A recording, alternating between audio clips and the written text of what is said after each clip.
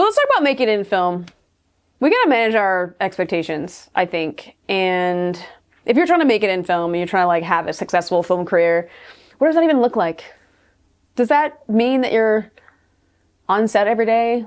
Does that mean you're making a ton of money? Does that mean that you're getting your dream position as soon as possible? I think we just have to manage our expectations and really get realistic about what it takes to have a successful film career and, you know, what it takes to make it. And first of all, like making it, that whole thing is just really weird to even say, like making it in film. Like for me, when I thought I really made it in film was when I got into the DGA, when in essence, I wouldn't take it back. I love the fact that I'm in the DGA, probably because it feels like an exclusive club and not everyone's in it. And more so that than the actual benefits of actually being in the guild, which is kind of crazy. I probably shouldn't say this as a DGA member. They don't help you get jobs. They help you make sure you get basic wages, and that's good, and healthcare and all that stuff. But you can lose your healthcare every friggin' year. And I was talking to one of my alumni, and he was contacted by IATSE 111, which is like the PA union now. Very, very new. It's great that it exists. It's amazing. But we were having this discussion about how that local wasn't really getting people jobs. And I told him, I was like, you know, it's not really those unions, it's not their job to get you jobs. That's not part of their responsibilities. And that kind of sucks when you think about it.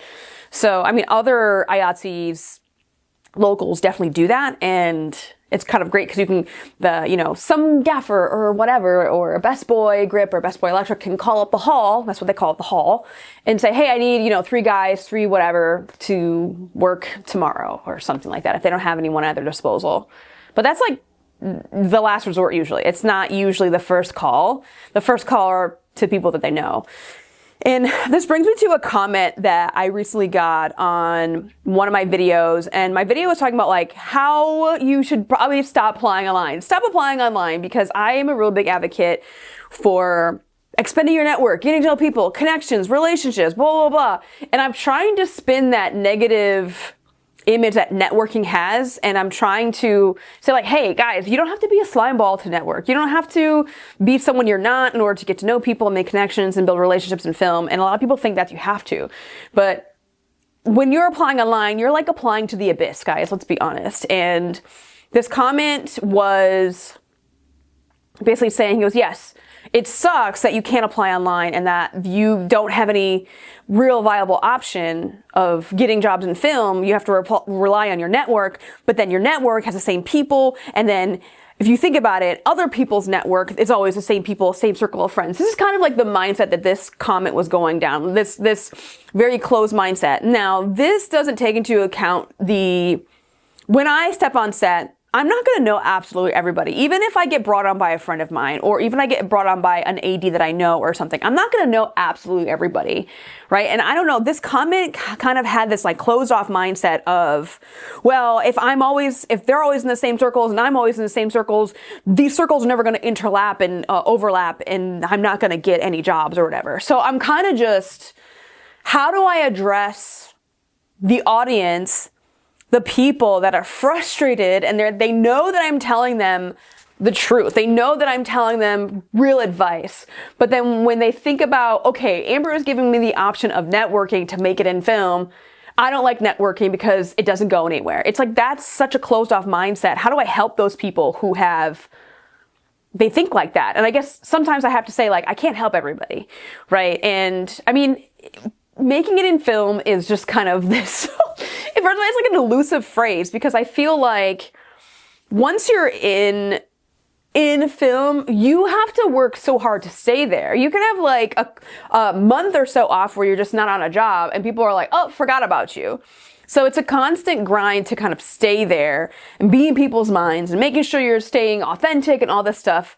So even if you've kind of crossed the threshold and I've got on my first set and I've made a couple connections, staying there isn't as easy as everyone thinks. And that's really hard. So me getting into the DGA, well, I very, very much, and I just got my DJ card today. I got my brand new DGA card, 2026. I think the fact that there's a card is kind of awesome. I love it. Like, you guys can see the image. There we go.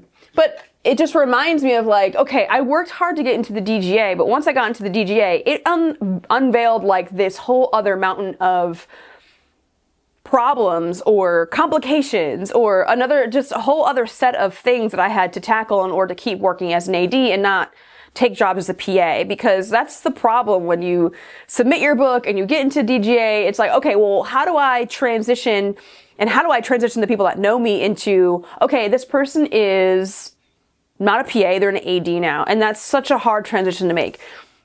I think all in all, everything is hard when it comes to film. I mean, networking, staying authentic, staying there, all that stuff is super challenging. But I think a lot of people are just taking it too seriously. I mean, people are like, honestly, there's so much resistance to the advice that you're getting. And I just listened to a podcast where some people are just not coachable. I said it. Sometimes I can't help everybody, and I really want to be like, this is what you do. But the people got their own demons, and they have their own things that they have to tackle and all that stuff. Like for me, it's expanding my circle socially, because I am very, very happy in my little, like, I don't know, my office here, making videos and advice and preparing for a SEPA class. And every now and then I get like an 80 gig, and that's like great for me. And I don't really always want to be socializing and networking and expanding my circle. And, that stuff's exhausting. So I know other people out there, you guys are like, yes, that is exhausting. So I get it. It's all about like managing and trying new things and managing your energies and all that stuff. So like, what really is making it? Now, if you think that making it is getting to a certain level, you are going to quickly find out that once you reach that level, you have a whole other level of problems and things you have to figure out. And making it, if you think making it is finally making that feature, okay, you made the feature. You've made the short film with a feature, so now what? Like, what are you going to do now? You have to figure out a marketing plan, figuring out your audience, figuring out your distribution plan, figuring out if film festivals is the best way for you to go. But then you're on to the next thing. Like once you went through that whole growth and that whole line of what a feature film is supposed to do, once you go through all of that, then you're like, okay, what's my next thing? What's my next project? For me, it's all like creating art and creating your own opportunities. And I think that making it is such an overused phrase, and I think that people are afraid to do their own thing because of judgment, fear of the unknown, fear of failing, and all of this stuff. It's like, okay, for example, this year I started a script competition, and if you're watching this video, you have until December 31st of me taping this video, wow, me doing this video. It is December 16th. It's Tuesday, December 16th, and I'm holding a script competition. Beyond Film School is holding a script competition, and the reason that is because I know that writing isn't my strong suit, but damn it if I'm not good on set, and I think I have director chops and I believe in myself. So I was like, you know what? Why don't I create the opportunity for someone who's a writer, or someone who wants to be a writer, or someone who wants to just have something made? Because there are so many people out there who have scripts that are just sitting there and doing nothing, collecting dust. And the fact that someone can submit their thing and I'm going to produce it in early 2026 that's a dream come true for some people. So I could definitely like sit down and really meditate enough and figure out a script, a short film that I could write and then produce. But I want to expand the opportunity to other people. I want to expand it to the writers that are following Beyond Film School. So I created that competition to create an opportunity for myself because I would like to direct a short film. And then directing your own writing is one thing. Directing other people's writing is a whole other discipline. So I figured, yes, I have directed my own projects, and it has been a couple of short films, one that definitely did not get finished because my actor broke their collarbone. But when I think about finishing something that was my own or directing something that was my own, it's very, very different when you are directing something that someone else has written. So I was like, yes, let's do this. Let's create this opportunity, and I'm going to figure it out. Do I know absolutely everything about filmmaking? Absolutely not. Now, I know I teach people about a bunch of stuff about getting into film, but I can't possibly know everything. And that's kind of one thing that I really do push with Beyond Film School is that you can't know everything when you're starting out. And even as an AD, and I mean, I've been working in film for about 18 years, and some of that was in, the camera department. Some of that was, I worked on a cruise ship, which was not in film. But then when I was off the cruise ship, I was doing other things I was doing a feature. I was doing a short film when I was home. So some of that was like, I couldn't get on set for a couple years, and I was in Jersey, and then I kind of lost sight. So sometimes there are such ebbs and flows, but for me, I was like, oh, I didn't give up on the dream of working in film. This year has been wild for me. 2025 has been wild, and I think making it's like if someone saw the amount of stuff I did this year. So for example, I did a feature film. Lena Headey was the #1 actress, which that was amazing. It was a really great experience. And I did a couple commercials, and Josh Allen was in 2 of those commercials, which is that's crazy in itself. There are a couple other projects, but if you think about the amount of days that I was working on set, people are like, oh, she didn't make it.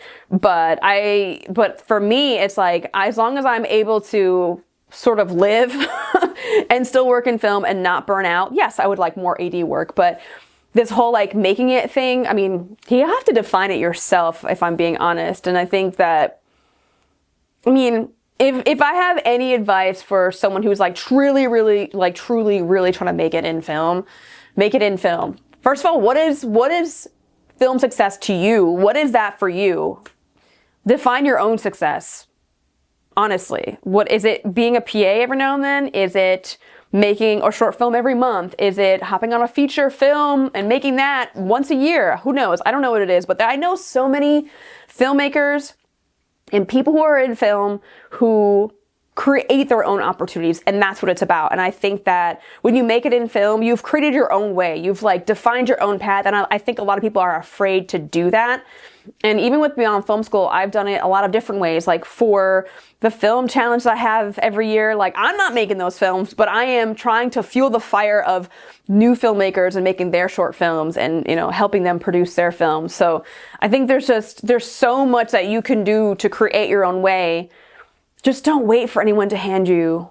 You can't wait for anyone to hand you an opportunity. It's just not going to happen. Because while you're out there making your short films, then you start getting emails and stuff. Then you start saying, hey, I worked with you on this thing and I want to hire you. And that happens to me all the time. When you are busy doing your own thing, there are so many things that come your way. There's synchronicities and fucking things that happen in the universe and all that stuff. And you don't have to believe in the whole the universe thing that I'm talking about. You don't have to believe in all that. But what I'm going to say is that when you are focused on you, your art, and what you want to do in your film career, things just start coming your way because you are tapping into that creativity that all of us have. So I feel like we need to throw out the whole make it in film. What does that mean? Oh, I've made it in film. Define your own definition. Define what making it in film is to you. Because I think that is the only thing we really have is you have to keep creating, and just create your own opportunities.